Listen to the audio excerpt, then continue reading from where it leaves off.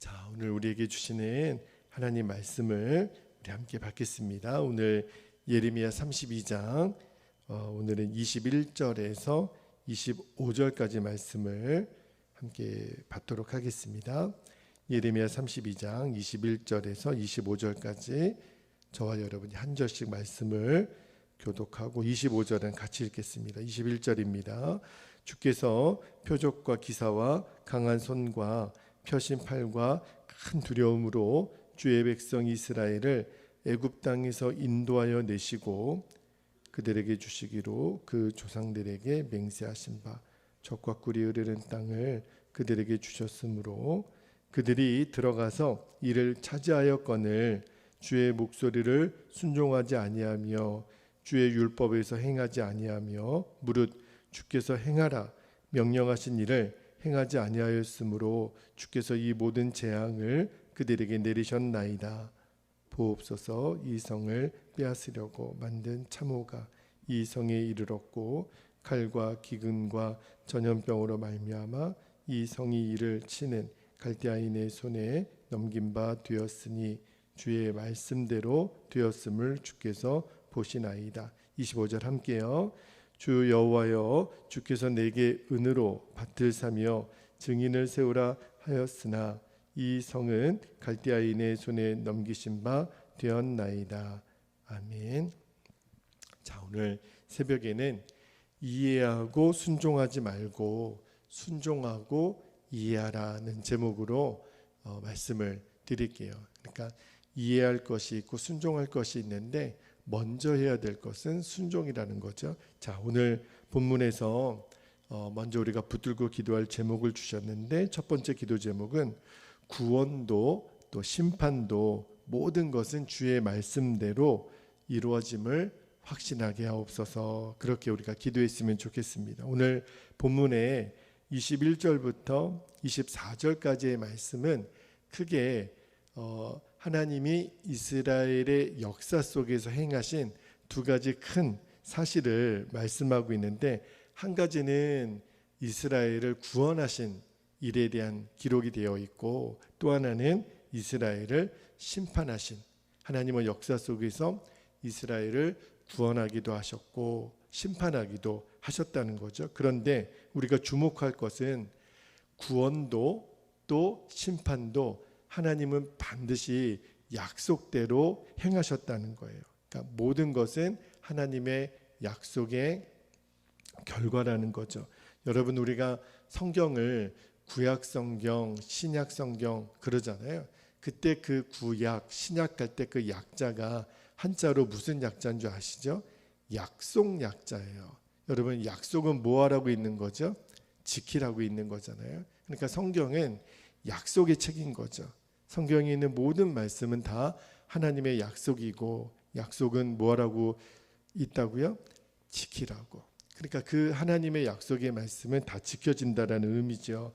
하나님이 일찍이 이스라엘 백성들에게 약속의 땅, 가나안 땅을 주시겠다고 말씀하셨죠. 제일 먼저 그 가나안 땅을 주시겠노라고 약속한 사람이 누구죠?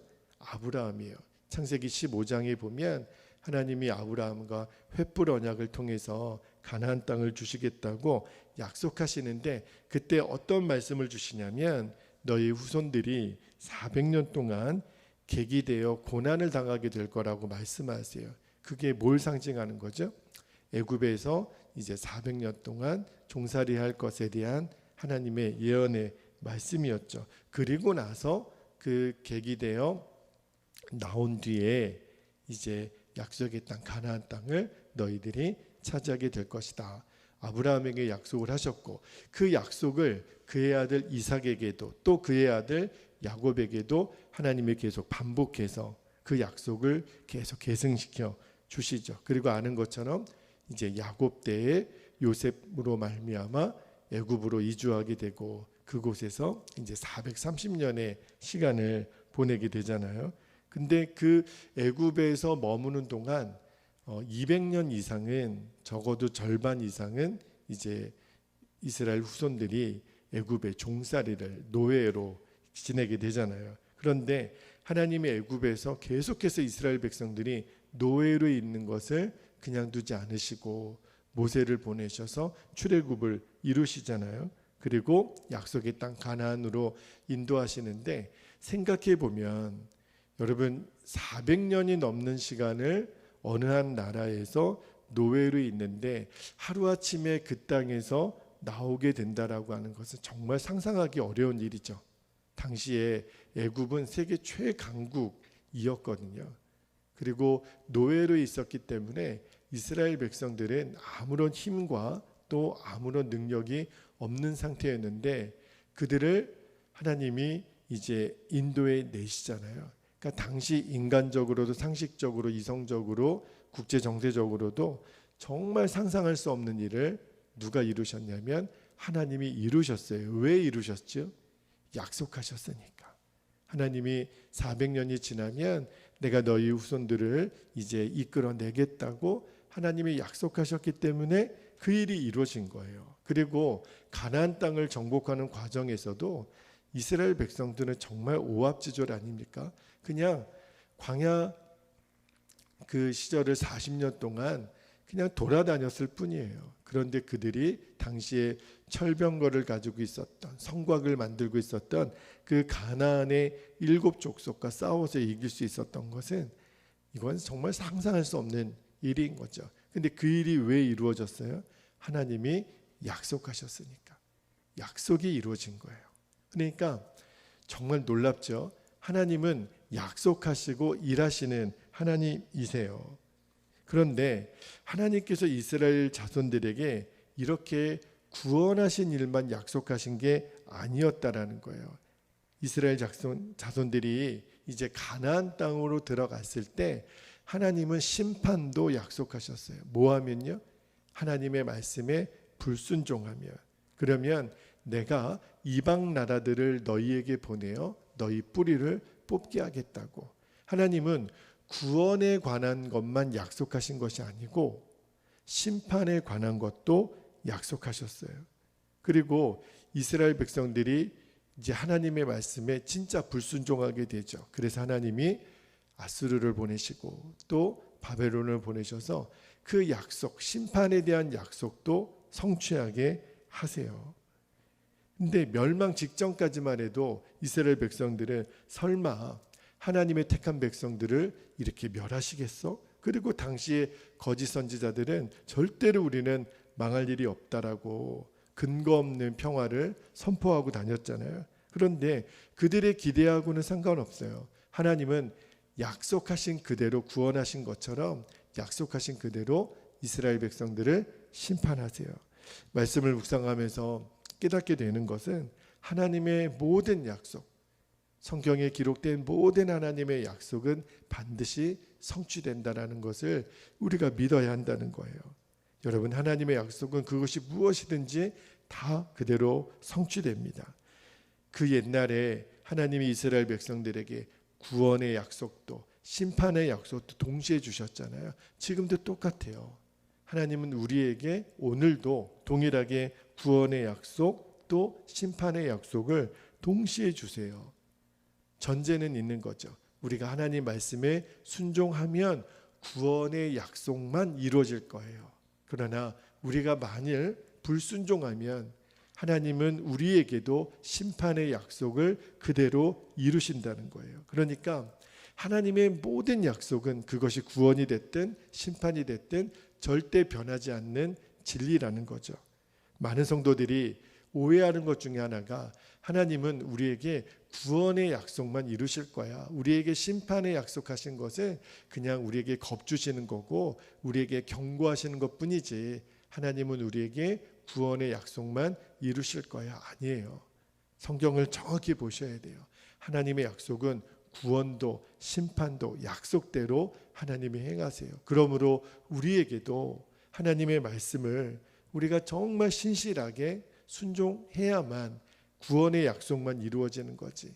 우리 또한 하나님 말씀에 불순종하고 하나님 말씀을 지키지 않으면 심판의 약속 그대로 우리에게도 하나님의 심판과 하나님의 징계가 임할 수밖에 없어요. 여러분, 물론 우리가 순종하면 구원의 약속만 이루어지죠. 그래서 오늘도 우리가 정말 기도하고 싶은 것이 정말 하나님 말씀에 깨어 있어야 돼요. 모든 불순종의 씨앗들은 다 잘라내 버리고, 오늘도 하나님 제가 순종을 심습니다. 우리가 이번 한 주간 계속 하나님이 심는 대로 거두게 하시는 말씀을 주시잖아요. 오늘도 우리가 할 수 있는 것은 순종을 또 심습니다.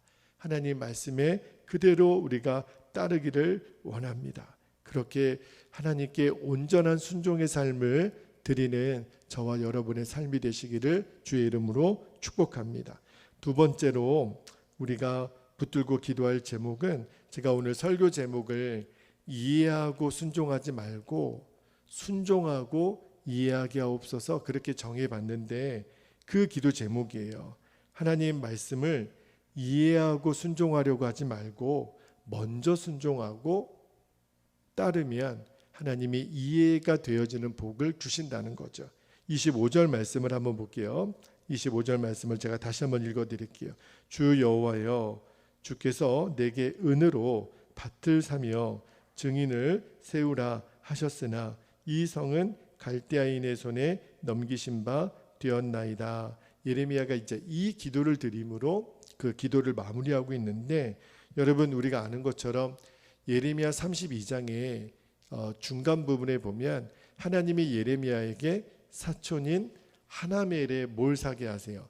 밭을 사게 하시잖아요. 그래서 예레미야가 그 밭을 샀는데, 요 25절 말씀을 잘 보면 하나님이 예레미야에게 사촌 하나멜의 밭을 사게 하신 그 의도를, 물론 예레미야도 하나님의 회복의 약속은 믿고는 있었지만 100% 완벽하게 이해하지는 못했던 것 같아요.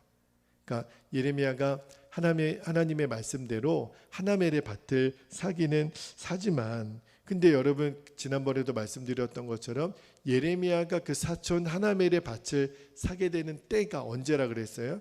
예루살렘이 이제 곧 멸망하기 직전이란 말이에요. 그러니까 당시에 아직 바벨론의 군대로부터 함락되기 전이었지만 이제 곧 바벨론에게 함락될 것이 불보듯이 뻔한, 거의 확실한 상황이 되었기 때문에 사실은 아무리 예레미야가 정말 믿음의 선지자고 순종의 사람이었지만 여전히 그의 마음속에 그래도 어차피 나라가 망할 텐데 하나님이 왜 이 밭을 사게 하시지? 물론 하나님은 예레미야에게 그 하나멜의 밭을 사게 하심으로 지금은 비록 유다가 망하지만 70년이 지나면 다시 이제 회복되어서 포도밭도 이제 그 땅도 토지 매매가 이루어지게 될 거라고 약속하셨기 때문에 예레미야가 그 하나멜의 밭을 사게 하신 것이 상징처럼 하나님이 쓰시겠다고 여러분에게 말씀을 드렸잖아요. 그런데도 예레미야 마음속에 하나님 그래도 제가 완벽하게 이해는 잘 못하는 것 같습니다. 그러면서 이 25절에 말하기를 어차피 이 성은 갈대아인의 손에 넘기신 바 된 것이 아닙니까? 이렇게 물었던 것 같아요.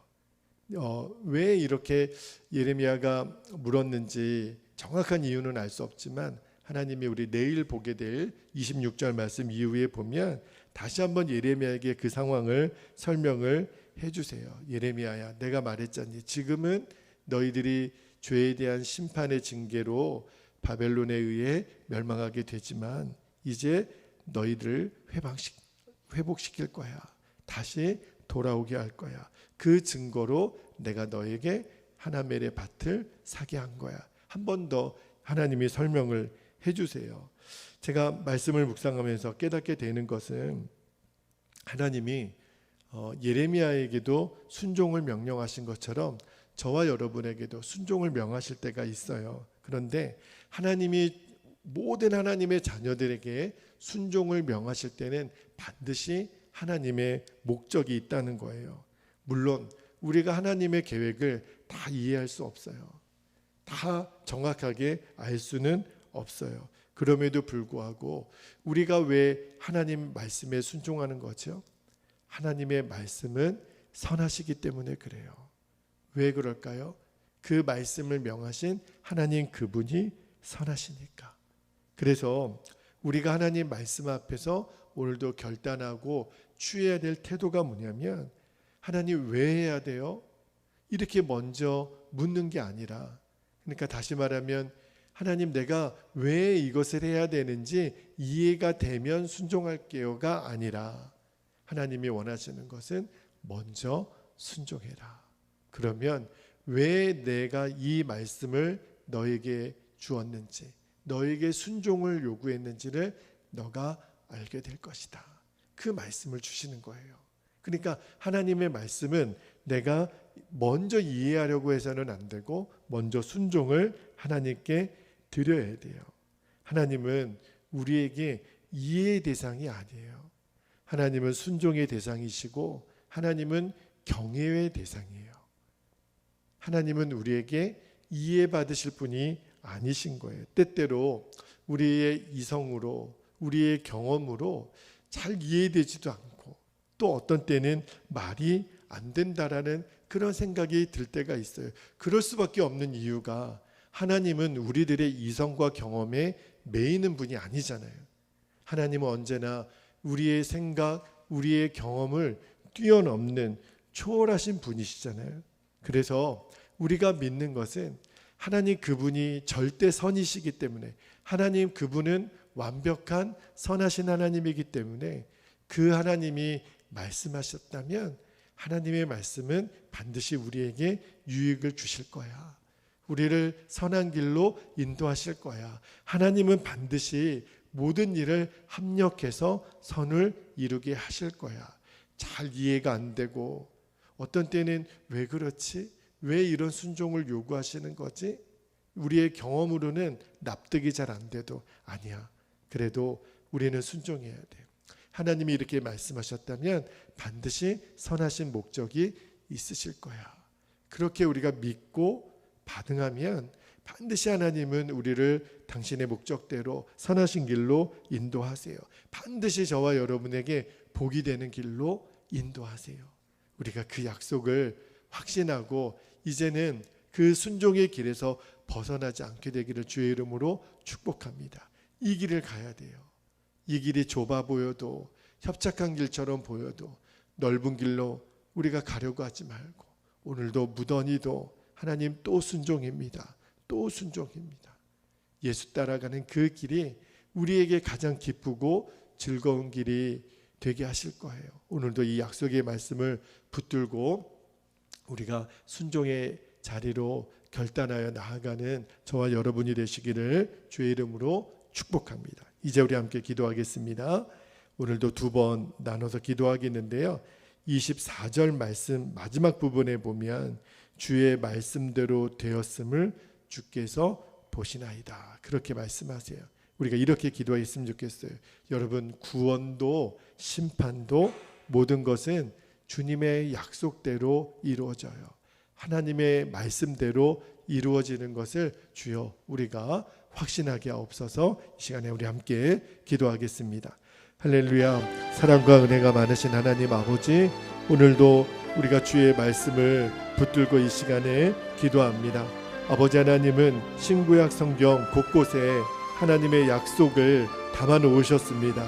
그리고 그 약속대로 하나님은 이루시는 분이시고 그 약속을 성취하시는 분이심을 아버지 하나님 우리가 하나님 말씀에서 보고 우리들의 인생에서도 그리하심을 우리가 늘 보며 아버지 하나님, 하나님의 약속은 그대로 이루어짐을 깨닫습니다. 그러나 그 하나님의 약속에 구원의 약속도 있고 하나님, 그러나 심판의 약속도 있음을 기억하며 그 약속이 구원이든 심판이든 아버지 하나님은 우리들의 순종의 여부에 따라서 그 약속하신 바를 행하시는 하나님이신 것을 오늘도 우리가 말씀을 통하여 깨닫게 되었습니다. 그렇다면 하나님, 우리들이 해야 될 일이 너무너무 명확해졌습니다. 우리는 절대로 불순종의 씨앗을 심는 자가 아니라 순종의 씨앗을 심어 그 순종의 결과인 구원의 열매, 하나님께서 우리에게 주시려는 축복의 열매를 맺는 인생이 되기를 원합니다. 하나님의 말씀은 1.1억이라도 땅에 떨어지는 법이 없다고 하셨습니다.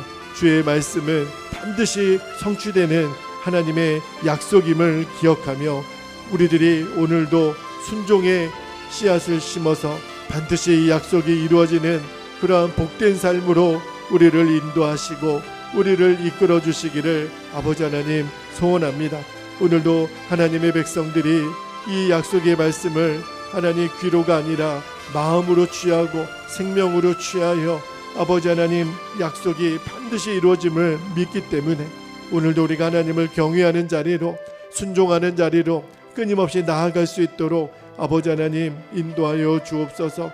우리들의 자아는 우리들의 죽지 않은 자아는 하나님 또 우리를 죄의 길로 불순종의 길로 끌고 가려고 무섭게 역사합니다. 그때마다 아버지 하나님 나의 옛 자아는 십자가에서 이미 죽었고 나는 예수의 생명으로 사는 것임을 십자가의 복음을 다시 한번 우리들이 붙잡는 은혜가 있게 되기를 그래서 철저하게 하나님 말씀대로 살아가는 은혜가 우리들 안에 아버지 하나님 있게 되기를 아버지 하나님 역사하여 주시옵소서. 그렇게 인도하실 주님을 찬양합니다. 감사드리며 주 예수님의 이름으로 기도하옵나이다. 아멘. 우리가 두 번째로 기도하고 계속해서 더 깊은 기도의 시간을 갖게 되기를 바랍니다.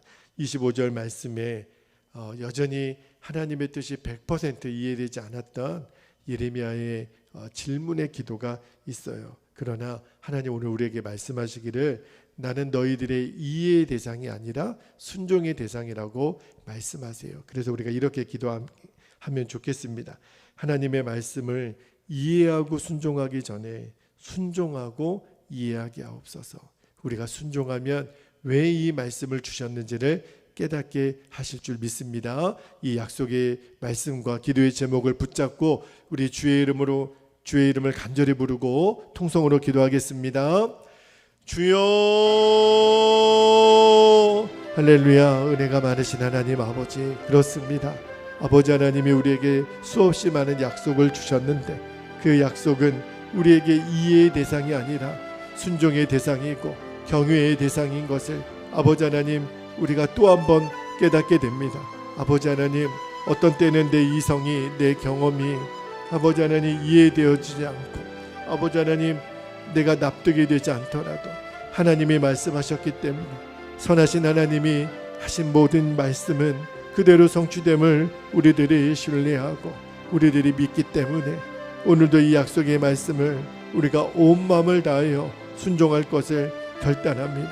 아버지 하나님, 하나님의 말씀을 지키는 자에게만 하나님께서 맺게 하시는 선한 열매가 있음을 아버지 하나님 우리들이 기억하고 나의 계명을 지키는 자라야 나를 사랑하는 자라고 말씀하셨습니다.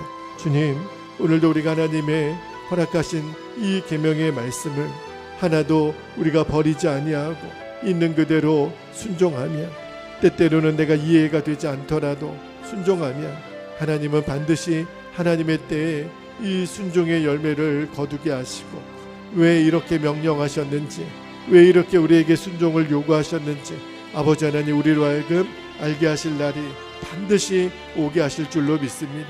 그래서 하나님 지금은 눈물의 씨를 뿌릴 때고 희생의 씨를 뿌릴 때고 순종의 씨를 뿌릴 때입니다. 아버지 하나님 우리가 선을 가다가 낙심하지 말지니 포기하지 아니하면 때가 이름에 거두게 하시는 하나님의 계획을 아버지 하나님 우리가 붙잡게 되기를 원합니다. 아버지 하나님, 하나님은 우리의 경외의 대상이십니다. 오늘도 우리가 다 할 수 없어도 하나님 우리는 주님의 말씀을 의지합니다.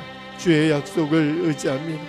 말씀하신 바를 그대로 이루시는 하나님의 신실하심을 아버지 하나님 우리가 믿습니다. 그래서 오늘도 그 신실하신 하나님 앞에 우리가 신실함으로 반응하게 하여 주시고 순종함으로 나아가게 하여 주옵소서. 우리는 주의 피조물입니다. 우리는 주의 백성입니다. 마땅히 하나님의 백성답게 피조물답게 우리들의 한계를 하나님 잘 지키고 우리들이 하나님의 백성답게 살아가는 오늘 복된 하루가 되게 하여 주시고 우리가 걸어가는 삶 속에서 우리들의 모든 시간 속에서 우리에게 허락하신 모든 장소 속에서 하나님은 오직 하나님 되시고 우리는 주의 자녀로만 살아가는 기쁨과 그 하나님의 즐거움과 그 평안을 오늘도 우리들이 세상에 빼앗기지 아니하고 마귀에게 빼앗기지 아니하고 주님 안에 하나님 온전히 살아가는 복된 하루가 되게 하시고 우리 사랑하는 베델교회 모든 성도들에게 이 약속의 말씀이 그대로 성취되게 하여 주시옵소서. 그 약속을 이루실 주님을 기대합니다. 아버지 감사합니다. 오 하나님 사랑합니다. 감사합니다 주님.